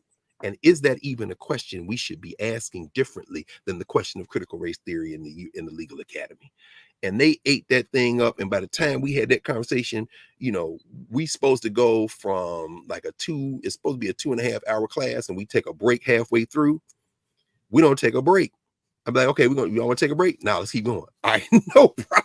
We just go all the way there and then spill over on the other side, right? So by the time we came out, I went back, made the adjustments, rewrote some things. Okay, now we moving, and we got these texts we're doing. I think I'll use the same texts and probably add some text for the narrative side, and then we'll have a conversation about it. And there are a lot of folks in here with a lot of degrees, a lot of lawyers, a lot of legal scholars, a lot of academics, a lot of people. Please, jump in, and everybody for that matter. But the reason I bring what happened last week up today in class is because one of the readings, oh, by the way, it's a lot of reading, and I told them I made it flexible so that I know that you might not be able to get through all these pages. All those students been reading every page, and they write response papers before class. So I get to read what they thought about the readings, no matter how much or how little they've done. They've all read all the work. It's a lot of work. We did a book in 2 weeks to get it out of the way on the basis of critical race theory. But we've got this book that we're reading, Critical Race Judgments, as I told you all before. This is a very interesting, this is a book full of opinions, major opinions, as I've told you all before, Supreme Court opinions, but they are rewritten through the lens of critical race theory to reveal what they could have said. This is in critical race theory, they have a concept called legal indeterminacy, meaning that there's rarely only one way to read a case. I was watching Ari Melber, who I enjoy from time to time, talking to Bill Maher with Andrew Sullivan the other day. I don't really watch Bill. I'm like you, Prof. Bill Maher is, I find him entertaining because he's such a threadbare and underqualified nativist that his attempts at genius are humorous. It's like watching a child, you really, because he realizes his audience, it's a nativism that is so, well, I'm not going to get into it. It doesn't matter. Anyway, Ari Merrill was saying, that the Supreme Court is going to rule that Trump can stay on the ballot in Colorado and everywhere else because he has to be convicted and he hasn't been convicted. I respect Ari Melber. He's dead ass wrong on the law, as many law professors have said, but he's probably right on the politics. And that's what critical race theory reveals that makes people very uncomfortable. A great deal, and this is what we're seeing with the International Criminal Court of Justice. On the question of genocide, if you look at the strict convention, Israel's violated the convention. But the politics won't allow for the court to just say that. So the best they could do is rule that y'all got to stop this, y'all got to stop this, y'all got to stop this, realizing that they don't have the muscle to enforce that. And what the Ugandan judge did in her dissent, when you read her dissent, what she says is, I don't think this is a legal issue. I think this is a political issue. She's not wrong. And she's dead ass wrong. At the same time, this is the legal indeterminacy that sits at the heart of critical race theory. At the end, it all comes down to power, which brings me to the case we discussed last week at Howard Law School. In the critical race theory class, we looked at a rewriting of something called the slaughterhouse cases. Those you went to law school, you know that. It's a staple of constitutional law. Francisco Valdez, who is a professor at the University of Miami, rewrote the slaughterhouse case. And I'm not going to get into it because we kind of wind into a close today. I'll mention a couple of things because the point I want to make has to do with immigration, really. The slaughterhouse cases, I'll give you a quick summary of fact. This was a case in the 19th century, the 1870s. In the city of New Orleans, the city of New Orleans passed a law, said if you're going to kill meat in New Orleans, you got to do it in this district at this place. And they gave the franchise for killing, slaughtering, that is hogs and beef and this kind of thing, to one company. And the butchers in the city sued and said, federal court, that the city of New Orleans, through passing this law, violated the 13th and 14th Amendments because they have imposed on us as butchers a badge of slavery, badge of servitude, rather, by saying that you're restricting our business only to here, and you violated our equal protection and due process laws in the 14th Amendment. Ultimately, the Supreme Court of the United States ruled in the slaughterhouse cases in 1873. They ruled that New Orleans didn't violate the 13th or 14th Amendment, but they said in the opinion that the reason they didn't violate the 13th Amendment, and I'm doing a very short summary of this, so I'm not getting into legal analysis. The reason they didn't violate the 13th Amendment because these butchers aren't black, and the 13th Amendment was passed to abolish slavery and involuntary servitude, except for you commit a crime. But y'all ain't in that category. The 14th Amendment, they're saying, nah, you didn't violate that either, because in terms of substantive due process, something they literally invented, there's no violation. And in terms of privileges and immunities, the state hasn't overstepped its boundaries by basically serving a public interest in making sure that y'all ain't killing pigs in your house and spreading disease. I mean, so on that respect, in that respect, it's okay. But the reason the slaughterhouse cases becomes important is because the slaughterhouse cases is the first kind of iteration from the Supreme Court where they start narrowing the Reconstruction Amendments. 13, 14, and 15. And the reason this book is so important, and we sparked these incredible conversations with these brilliant black students from all over the country and some other places in the United States who are taking this class, is because it opens up the vista for us to understand that none of this has written in stone and has to stay the same way. This is a pillar of critical race theory. So as we're talking about it, what emerges from this fantastic rewritten opinion from Francisco Valdez, which sent me to the bookstore. I had to go get this book. He says, Valdez writes this opinion, and he says, what I'm doing is not only writing it the way it could have been written, I'm giving you a roadmap to how you can read the 14th Amendment today. The 14th Amendment of the United States Constitution, and I will pause here for about 30 seconds to pull it up. We've talked about this one before, but here's the 14th Amendment. I'm just going to read section 1. The 14th Amendment, section 1, all persons born or naturalized in the United States and subject to the jurisdiction thereof are citizens of the United States and of the state wherein they reside. That's the first sentence. That's the locus of what they call birthright citizenship. That's what the hillbilly horde is trying to pull back now. Good luck, shovel mouth, you pug nose friend, and MAGA Mike here in DC, who has said he's going to try to support you in either stopping the U.S. Border Patrol or putting the razor wire fence back up. MAGA Mike out of Louisiana. MAGA Mike, you Christian soldier. Onward, Christian soldier. Let's dance. Because you don't believe in our common humanity. You got a law degree and don't understand that states can't conduct foreign policy when it comes to immigration, you punk. Because you do understand this, though, like that Ugandan judge. It's politics. Who gonna check you, boo? As Reese Colbert might say. Sentence 2. So remember, sentence 1, if you're born here, you're a citizen. And you're a citizen of the state and wherein you reside. That's designed to a clap back at Dred Scott, 1857. Second sentence. No state shall make or enforce any law which shall abridge the privileges or immunities of citizens of the United States. Again, if you're a citizen, can't have your privileges or immunities abridged. That's the privileges and immunities clause. Semicolon. Nor shall any state deprive any person of life, liberty, or property without due process of law. That's the due process clause. Semicolon.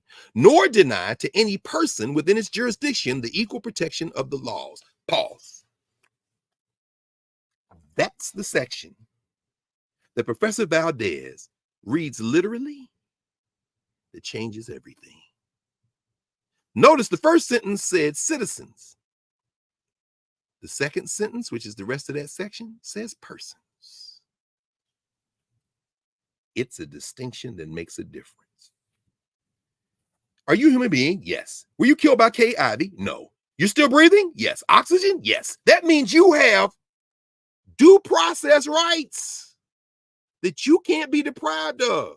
You weren't born here. You're not a citizen. That ain't what the 14th. They made a deliberate distinction between citizens and persons.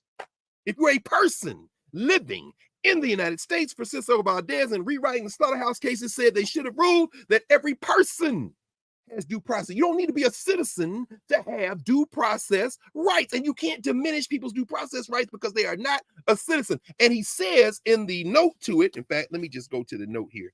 It's very interesting because you can't read law cases fast. See, law cases require you to slow down. You understand? Unless you want these pump. Anyway, let me not do that. Valdez writes, to compose this rewritten opinion, I began by going back through historical materials to better understand the social, economic, and political context of litigation and decision, both in Louisiana and nationally. I also reread numerous materials on the drafting and ratification of the two amendments adjudicated here, the 13th and 14th, to understand more clearly the complicated yet transformative aims behind their framers' hopes. On these bases, I attempted to craft a comprehensive opinion that took seriously all the presented claims as well as the institutional notion of fidelity to the plain meaning of the text, the final legal text, as binding, and that respected equally the general norms of constitutional construction and adjudication as understood in the United States at the time. This is, and he goes on for another page and a half, but I'm raising this because that sent me to a reprint of this document that he quotes.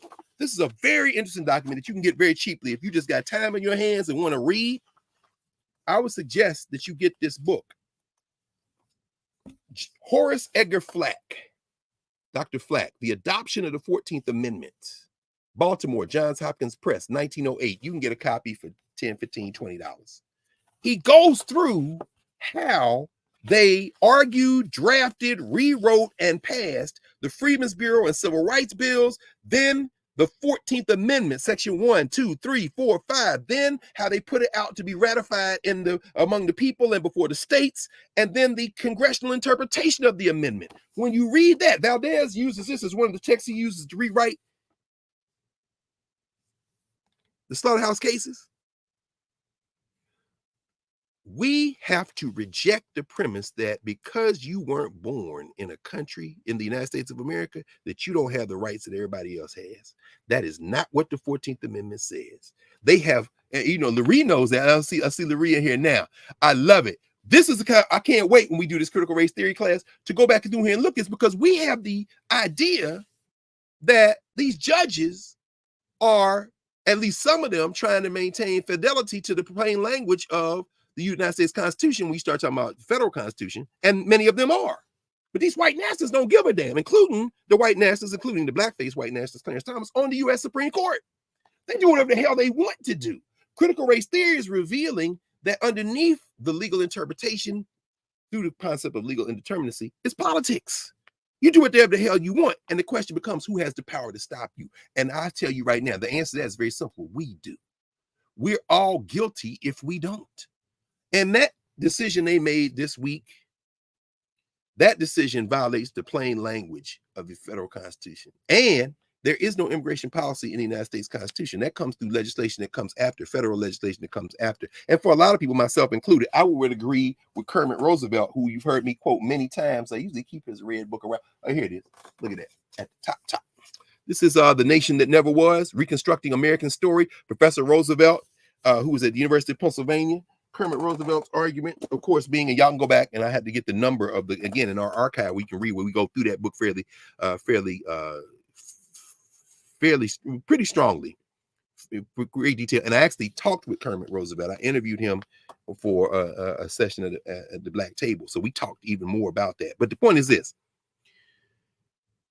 For him, and for a lot of people, myself included, the United States Constitution really is the Constitution of the Civil War amendments. It isn't the Constitution of the Fifth Amendment. It isn't the Constitution of the Bill of Rights originally. What makes any of those rights stand up is what happened after the Civil War. And since the Civil War, these white nationalists have been trying to carve away at it. But as Francisco Valdez and all his colleagues in critical race judgments raised, none of that stuff is set in stone, nor does it have to be set in stone. In fact, as Ketanji Brown Jackson has been doing on the bench, she has been referring to the original intent of the writers, because that's what they try to hide behind. What about original intent? Clarence, if you had the original intent of George Washington, your black behind would be somewhere in a field. Perhaps you would prefer it there, sir. But you're from Pinpoint, Georgia, near South Carolina. Maybe you'd like to be out there waterlogged from the waist up in rice. Maybe Miss Ann would give you some lemonade. I doubt it, though, because your wife is not even from the slave states.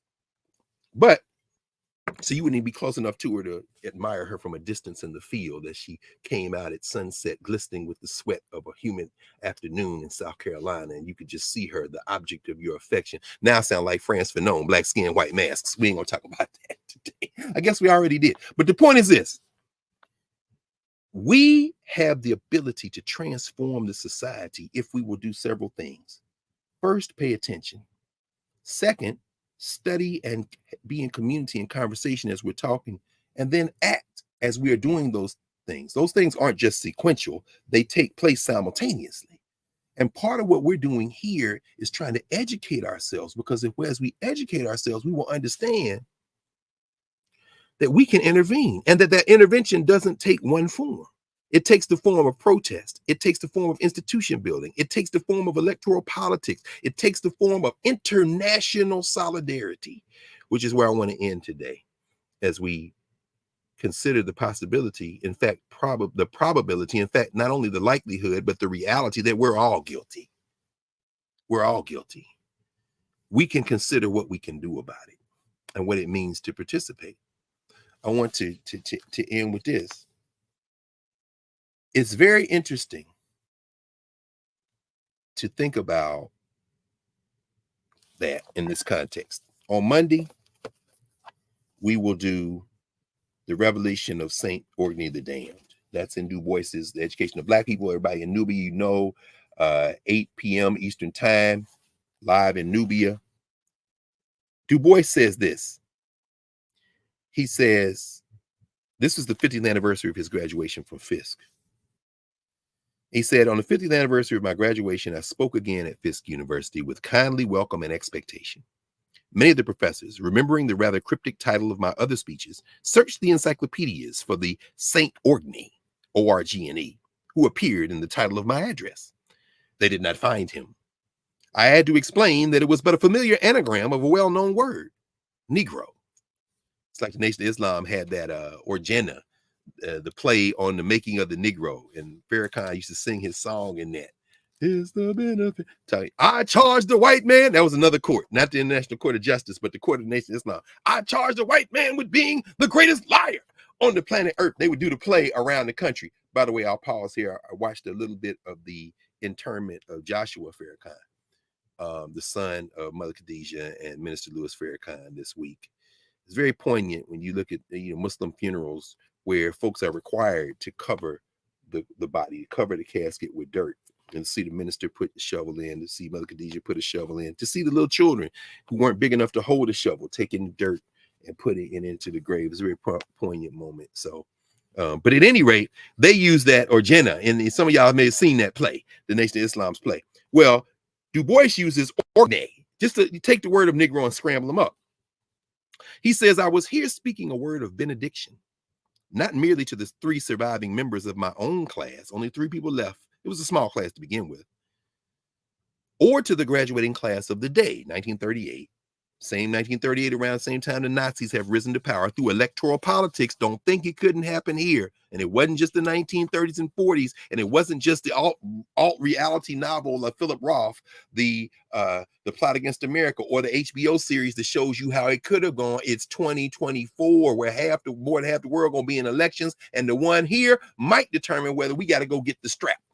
Let's be very serious about this. So this is 1938. Du Bois giving this talk to these black people in the middle of this rising fascism that's about to burst into international conflict. He says, I was speaking to the intelligent colored citizens of 1938 and seeking to express a certain philosophy of life. I was at the entrance of the valley of the shadow of death, and the view was splendid. He says that because Du Bois has entered his 7th decade of life by then. He's not a young man anymore. He's not a middle-aged man anymore. He's an old man. Now, Du Bois is going to live another quarter century, but he don't know that. He said, I just got I'm at the entrance of the valley of the shadow of death, and the view was splendid. We all going to die. But what you going to do before you stop breathing? Unless you're in Alabama where K. Ivy strap nitrogen to your face. He goes on and says, don't read the whole thing. I just want to raise this as a conclusion. He says, St. Orkney, by the way, St. Orkney, that's him. We'll see on Monday night. We go through this. He's talking about himself, this 70-plus-year-old who's now going back over his life. He's going to do something for every decade of his life and bring through there an analysis of what black people have been through in the United States while he's been alive and what we must do now at the Negro colleges, which we don't leave it to the Negro colleges. Now we have a place.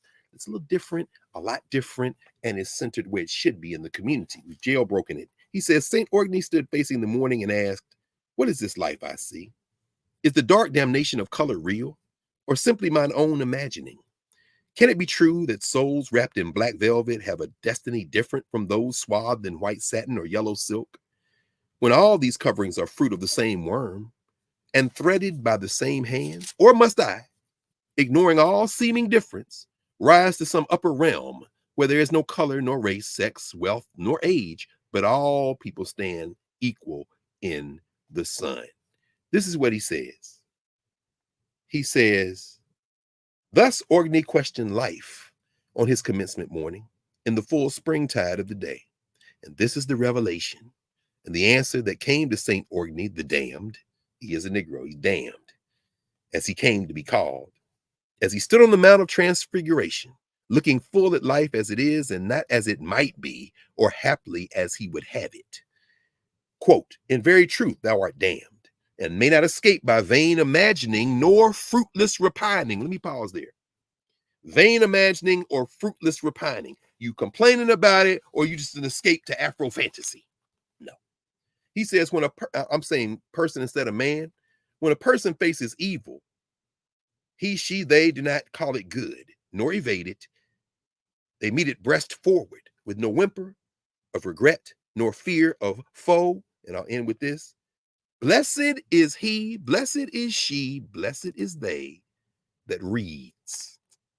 That's what he told these people in 1938. That reads, and they that hear the words of this prophecy, for the time is at hand. Grace be unto you and peace from them which was and which is to come, and from the seven spirits which are before the throne. Now he'll get into that. He gets a little mystic with it, but it's brilliant. But the point is that blessed is they who read. I think, why be silent? We're all guilty. All comes back to educating ourselves, and through that self-education and community, we can transform the world. We've just got to take the bull by the horns. And what better bulls? Tutorials. You and me coming up on our season. Yes, indeed. Oh, I did mention, I want to ring that bell one more time. Now, but no, don't go anywhere. No, come on back. Clyde Taylor, my man Clyde Taylor, the brother, many years on the faculty at New York University, the brilliant scholar whose 1998 book, The Mask of Art, just changed the way so many of us think about what he calls the art cultural complex and the invisible assumptions that whiteness impose on us. Clyde Taylor made transition this week. He got news from Central America. He had moved to Belize after retirement. Shout out to Baba Damani Kane. He reached out and let me know he had encountered Clyde Taylor first time in Panama, and Taylor was talking about coming. He went to Howard. In fact, he taught freshman comp with Eleanor Traylor and Toni Morrison. They were all colleagues. Dr. Traylor now is the last of that trio who still walks on top of the earth. Recently passed her 90th birthday. Clyde Taylor made transition this week. I know a lot of people probably had not heard that, but Taylor, I'm looking, I usually keep a copy of The Mask of Art somewhere very close, because that brother, oh, there it is right there, Mask of Art. Clyde Taylor just changed the way so many of us thought about the world.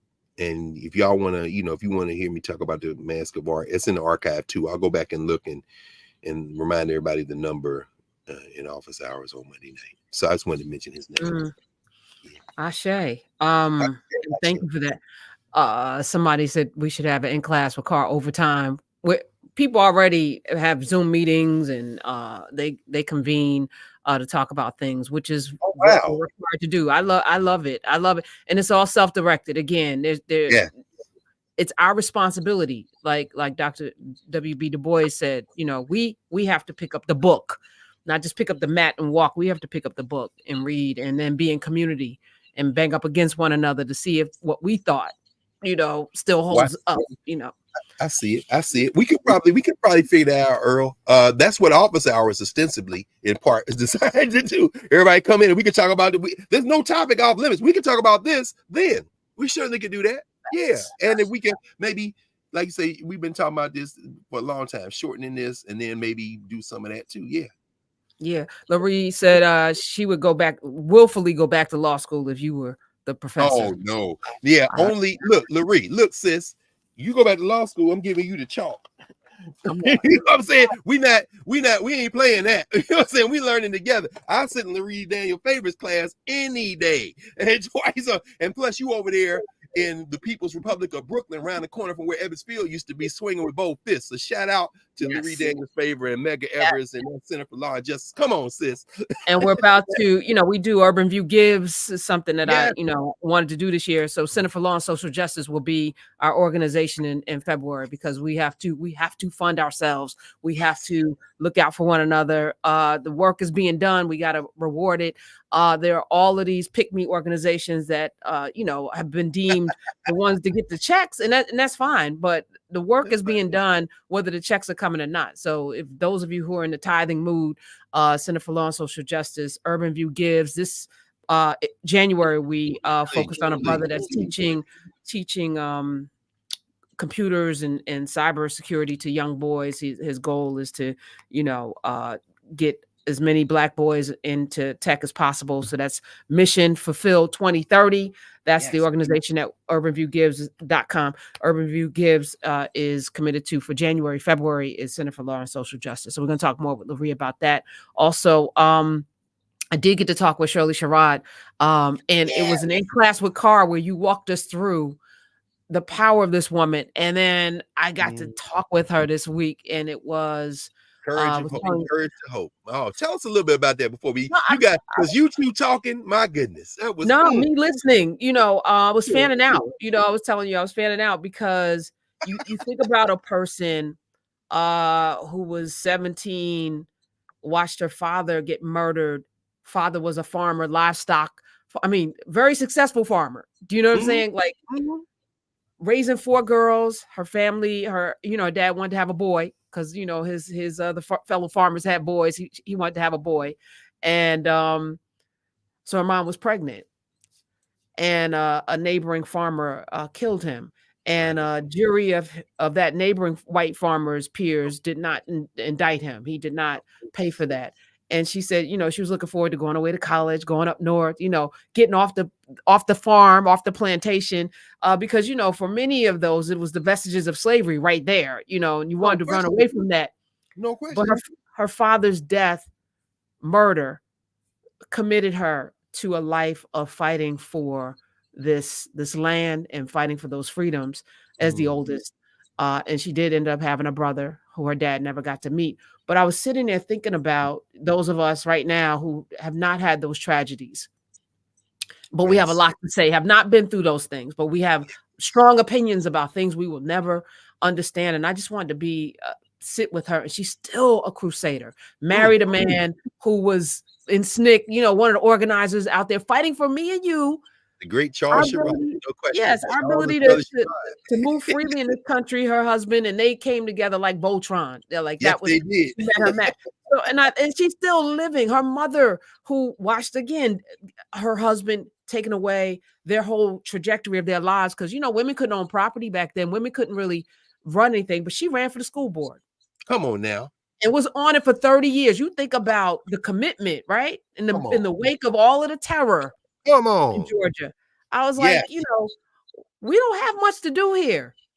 A lot of the work has been done. All we got to do is, first of all, remember, but also support those that are doing the work. Maybe it ain't up for you to do it, but like, damn. Let me add this right quick, Prof. This week in my Introduction to African States class on campus at Howard, we were talking about Dr. Du Bois in the context of another article, and I mentioned what Du Bois had said that we've talked about many times when he and Shirley were leaving for Ghana, and one of the last notes that they left was one of their friends and lived in Brooklyn, and Dr. Du Bois wrote, "Chin up and fight on, but recognize that American Negroes can't win." And I said, what do you think he meant by that? And of course, there's that uncomfortable silence for a minute. I'm not going to say another word till somebody say something. And this young lady put her hand up and she said, maybe he meant that every generation has to fight the same fight because none of it's permanent. I said, that was a brilliant intervention. That's why we can't read in isolation. Du Bois was done. I mean, he's 93 years old. I'd have been fighting since I was 6. I'm out. Deuce is right. And Nkrumah done got me a nice crib. He want me to do this Encyclopedia Africana. I did my part. But that young sister made a point, I think, that dovetails beautifully with what you just raised. Shirley Sherrod and them fought a fight Is she still fighting? Why? Because every generation, you know, why are we all guilty? Because we think that when one generation wants something, it's going to be there. No, those people, there were no black people that passed the 14th Amendment of the United States Constitution. But the way they debated it and wrote it, it was with an intention that's very different than these judges have interpreted. That doesn't mean that we lost the 14th Amendment in the United States. It means that now this generation must claim the thing differently. So when you said Shirley Sherrod, we could do a whole lot worse than modeling Shirley Sherrod and doing the work that would justify the sacrifices she made and that her family made. We got to fight that same fight in this generation. It isn't over because they won that. Okay, now we got to win it. I just thought about that when you said that. Every generation got to fight these fights. And we have to be on the offense. I can't say that enough. I'm not waiting for you to keep punching me in my face. I know that's right. I'm not gonna keep waiting for the blow to come. You know, we have to be on the offense. You know, Loree and I had her on the show this week too, because what she's doing on her show is incredible. I wanted her to, to slow down a minute for us to imagine the building. Part of what we've done over the last 4 years is imagine the building. I'm just thinking like, oh, the Library of Alexandria, what does it look like digitally? What does it look like 100 years from now? What does it look like 200 years from now? It's the work that we're doing now. To your point, if you go and tease out from episode 1 to 203, you're going to find rabbit holes to go down and books to read and all of the things and a whole roadmap because you're coming back and plugging in and we're filling in blanks. But that's long work.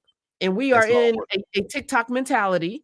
And there was no TikTok 5 years ago to even talk about. But now do you know how quickly things get into our psyche and our lexicon and into our lives that we just adopted? Why we can't do that with the past? Why can't we imagine our future through what was already done and reclaim all of that?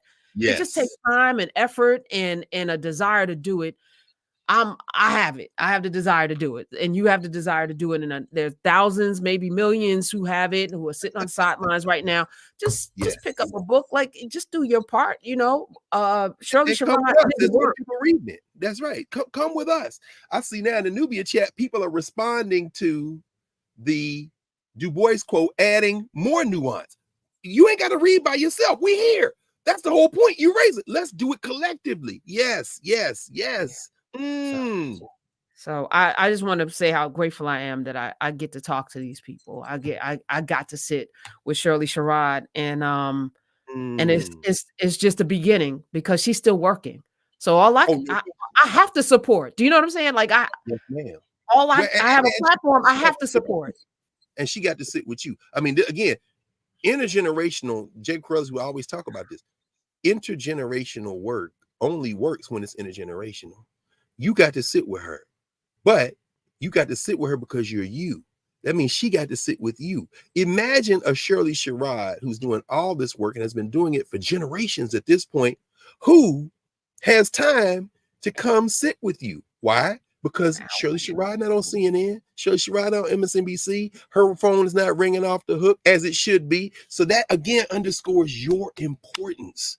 The fact that somebody had to build a place for her to be able to come. So y'all in conversation with each other. I know you were quite, like you say, we all fangirl and fanboy when we see something like that. But I imagine as she left that conversation, that vibrated with her in a way of gratitude that would be very humbling to hear an elder, because we hear it all the time from elders, from people who say, they forgot. I thought they forgot. Thank you for having that's, you know what I mean? So thank you, Prof. Really. That too. And to have callers, honor her. Something Tina McElroy answer said, she said, I feel like people forgotten me, and that almost broke my heart, except I was like, not on my watch. That won't happen. But that's our work, right? That's our work. This is what you do. You have erected so many people from Howard Thurman to Hubert Harrison. I was like, I didn't know these people before I met you, and then I'll never forget them. I'll never forget them. Well, all of us, I know we going up. I have to. See, the ancestors are funny. Clyde Taylor just made transition, so he's starting his journey. But these cats got this power. Let me tell you very quickly, Prof. Don't go anywhere. There's one of my former students who went on to get his PhD. This is in their first. These are the young people I kid students, I say, these are the ones that broke me in at Howard. When I came in 2000, they graduated in 2004, 5. Jackie Cole went to Kemet with us. Jerry Hill, Rashana Johnson, who's professor at University of Chicago now, brilliant sister from New Orleans who writes about enslavement in New Orleans. All these young people, these are the ones that slapped me around, got me together when I first came out. One of them, Melvin Barrow, whose people are from Liberia, but he's raised in New York. It was very interesting. Clyde Taylor, when I read The Mask of Art, I became obsessed with this book. I reached out to Clyde Taylor, went to NYU. And so when I came to Howard, I still teach the Black Aesthetics course in our department. I always use The Mask of Art, no matter whatever books I'm using. And maybe about 3 or 4 years into being at Howard, the students were so fired up about The Mask of Art. Ilana Williams from Detroit. I remember those kids. Natalie Pierre, who is now on faculty at Howard in history. She's from Brooklyn by way of Haiti. She wrote a dissertation. She got caught in the earthquake in 2010. We worried about Natalie because she down there doing research. And when she showed up, she came to the ASCAC meeting fresh out of New York because she got out. Anyway, the point is this. They had been reading The Mask of Art now for several years. Unbeknownst to me, these little Negroes called Clyde Taylor and asked him to come down to Howard to talk about his book. I didn't even know. So they had the student conference in the spring. So we're in the Ralph Bunche Center in the auditorium. Clyde Taylor comes in. Clyde Taylor, at the end of the day, he's giving the keynote talk. All the students that present their papers. His job is to sit there and listen to them talk about his book and respond. He finished. He got up. He said, I'm going to tell you about the book I'm working on now, the next book. And he paused and looked like he choked up a little bit. And then he went on to talk about it. Now, this is where I end the story. Melvin Barrow, who was in school at that time, eventually got a PhD in history. Mel Kadiri, this is his African name. Kadiri Barrow, now I'm thinking about all the rest of the folks, Yofi's and Genyo and Big Mike Leak and all my people, right? Shout out to y'all, because I know a lot of y'all are in here right now. Kadiri forwarded me an email that Clyde Taylor sent him, replying to the invitation that he had received from the students to come after they called and emailed him asking would he come down. Clyde Taylor got back to New York and a few days later sent Kadiri an email to share with the students and with me. And I have that email somewhere. I won't try to pull it up now because that was almost 20 years ago. Clyde Taylor said, when you write something like what I wrote in The Mask of Art, you hope a few people might read it. I wrote that like an Orisha might whisper an aside in the ear of someone who may not be paying attention. And you hope that one day somebody will pick it up long after you're gone and maybe get something from it. He said, but what happened to me when I walked in that room? Professor Hunter, everybody, when Clyde Taylor came into that room, those young people jumped on him like he was a rock star. The Mask of Art is a difficult book. Graduate students, people don't read that book. These 18, 19, 20, 21, 22-year-olds, oh my good. Marcos Bellamy, I'm thinking about all these people now. I'm thinking about Tito, as they called him, people from Arizona. All these students now who are grown folk, got children of their own. One of them came and said, Aziza, oh man, says, you know, my mother had your class. Who's your mother? My mother's Aziza. I said, what? You're not old enough to be here. Oh my God. Anyway, I started thinking about all of them. Little Corey, who was not even alive. Her mother is now on faculty at Howard. She's a freshman in my class right now, my hip hop class. Anyway, all right, Corey. I'm thinking about all of y'all. But the point is this. Clyde Taylor was like, I never imagined I would be in a room like the one I was in. I went to Clyde Taylor's retirement. We all went up there. Myself, Dan Williams, Ellen Traylor spoke there. We all there for his retirement from NYU. But that room, with those young people, he said, I never thought I would be in a room like that. That's the power of simply saying, here's a book, let's read it together, let's discuss. Clyde Taylor got choked up that day because he had never seen a room full of undergraduate students who had taken his thing apart piece by piece and had all kinds of questions, who had written their best to show him that they understood. And when they lined up to get him to sign their books, yeah. Thank you, Prof, for reminding me of that. Talking about Shirley Sherrod and how we have to honor our elders, because one day there'll be ancestors in that. Clyde Taylor never forgot that. In fact, he told Damani Keene about that, Damani and Ife Keene about that in Panama when he saw them. So thank you, Prof. That was, man, Clyde Taylor, my man. Yeah. That's our work. That's our work. Wow. All right. Well, we went on. Love you. Love you too. All right, everyone. See y'all. See y'all Monday night. Yes, Monday night office hours. Everyone have a beautiful, safe day, and we'll see you on Monday. Some of you on Sunday. On Sunday. Well. No question. Yeah. So you got me doing stuff. Newbie will be doing stuff on Sunday. More to come. Stay tuned. More to come. See you.